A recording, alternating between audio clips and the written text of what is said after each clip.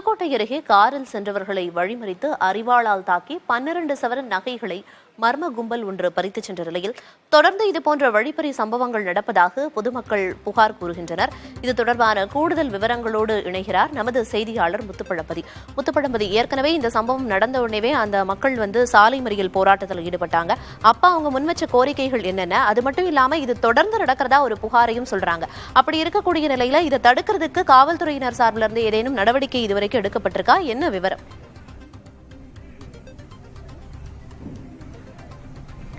பிரியதர்ஷினி, நீங்க சொல்றது போல தொடர்ந்து இந்த ஓராண்டுகளில் மட்டுமே 30க்கும் மேற்பட்ட சம்பவங்கள் இதுபோல் நடந்ததா சொல்றாங்க. நம்ம நிற்கக்கூடிய இடம் புதுக்கோட்டை அரசு மருத்துவக் கல்லூரி மருத்துவமனை. இந்த மருத்துவமனைக்கு நேர் எதிர்ப்புறம் பாத்தீங்கன்னா 700 ஏக்கர் பரப்பளவில் வனப்பகுதி அமைந்திருக்கு. இந்த வனப்பகுதிக்கு அந்த பக்கம் அண்டக்குளம் செல்லும் சாலை அமைந்திருக்கு, இந்த பக்கம் தஞ்சாவூர் செல்லும் சாலை அமைந்திருக்கு.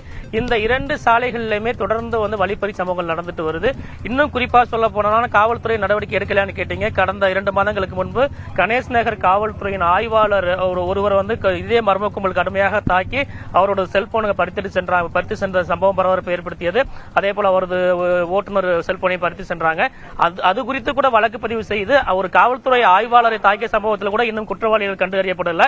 இந்த நிலையில தான் நேற்று இரவு இந்த பூங்குடி கிராமத்தை சேர்ந்த செந்தில்குமார் என்பவர் கொடூரமாக கடுமையாக வெட்டப்பட்டிருக்காரு. அவரிடமிருந்து 12 பவுன் நகைகளை கும்பல் பறிச்சுட்டு போயிருக்காங்க. இதுதான் ஒட்டுமொத்தமாக பெரும் அதிர்ச்சியை ஏற்படுத்தியிருக்கு. தொடர்ந்து இது போன்ற ஒரு சம்பவங்கள் நடந்துட்டு வரும்போது எங்களுக்கு ஒரு நீதி வேண்டும். நாங்கள் அண்டக்குளம் மட்டும் இல்லாமல் ஒரு 30க்கும் மேற்பட்ட கிராமங்கள் அதில் பயணிக்க வேண்டியிருக்கு. தொடர்ந்து தாக்குதலுக்கு உள்ளாகிறோம். அதே போல அரசு மருத்துவக் கல்லூரிக்கு மருத்துவமனைக்கு வரக்கூடிய சாலையிலையும் தொடர்ந்து இது போன்ற சம்பவங்கள் நடைபெறும் சொல்லியிருக்காங்க. இது குறித்து பூங்குடி கிராமத்தை சேர்ந்த ஒரு இளைஞருக்காரு கேட்போம். இப்ப நேற்று நடந்த சம்பவத்தை கடந்து இதுக்கு முன்னாடி தொடர்ந்து சம்பவம் நடந்துட்டு வருதா? நீங்க காவல்துறையுடைய கவனத்துக்கு கொண்டு போறீங்களா? இது தொடர்ச்சியா நடந்துகிட்டு இருக்கு.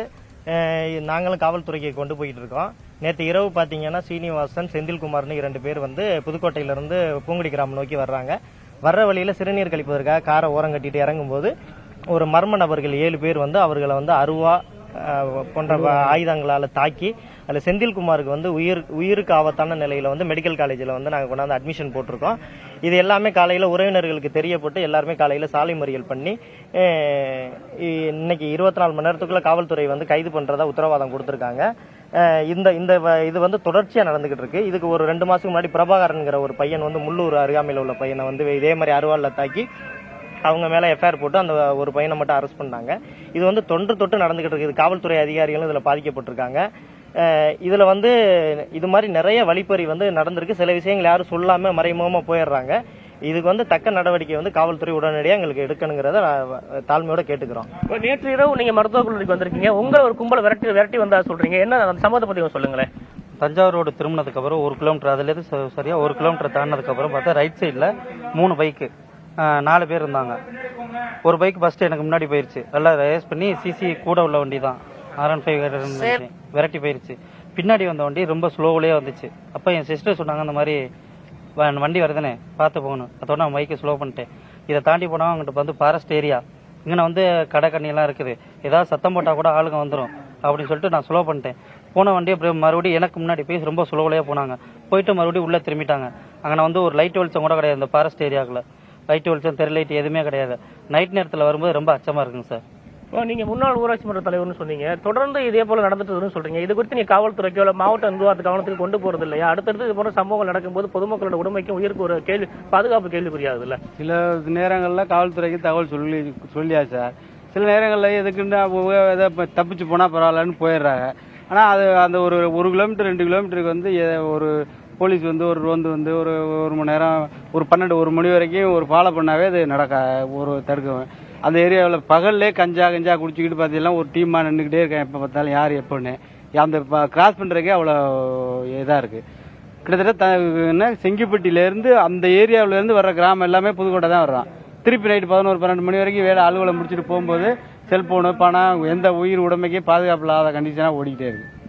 பிரியதர்ஷினி, அந்த பகுதி மக்கள் சொன்னதை கேட்டிருப்பீங்க. அரசு மருத்துவக் கல்லூரி மருத்துவமனைக்கு நிம்மதியா வர முடியல. அதே போல புத்தாம்பூர், அண்டக்குளம் உள்ளிட்ட 100க்கும் மேற்பட்ட கிராமங்களுக்கு செல்லக்கூடிய பாதையிலையும் தொடர்ந்து இந்த திருட்டு சம்பவங்களும் வழிப்பறி சம்பவங்களும் நடந்துட்டு வருது. காவல்துறைக்கு புகார் கொடுத்தும் நடவடிக்கை இருக்குதுன்னு சொல்றாங்க. ஏன் காவல்துறை ஆய்வாளர் மீது தாக்குதல் நடத்திய வழக்கு குறித்து கூட நிலுவையில தான் இருக்கு. இனியாவது இது போன்ற அவலமோ துயரமும் தொடராமல் இருக்க காவல்துறையினர் துரிதமாக செயல்பட்டு இந்த கொள்ளை கும்பலை பிடிக்கணும். அந்த சம்பந்தப்பட்ட பகுதியில் மாவட்ட நிர்வாகம் வந்து வெளிச்சத்தை ஏற்படுத்தி கொடுக்க நடவடிக்கை எடுக்க வேண்டும் என்பது இவங்களுடைய எதிர்பார்ப்பாக இருக்கு பிரியதர்ஷினி. நிச்சயமா தொடர்ந்து நடக்கிற இந்த வழிப்பறி சம்பவங்களுக்கு காவல்துறையினர் தரப்பிலிருந்து ஒரு முற்றுப்புள்ளி வைக்கப்படும் அப்படின்னு எதிர்பார்க்கலாம். பொதுமக்களோட கோரிக்கையை ஏற்று களத்திலிருந்து விவரங்களை வழங்கியதற்கு நன்றி முத்துப்பழம்பதி.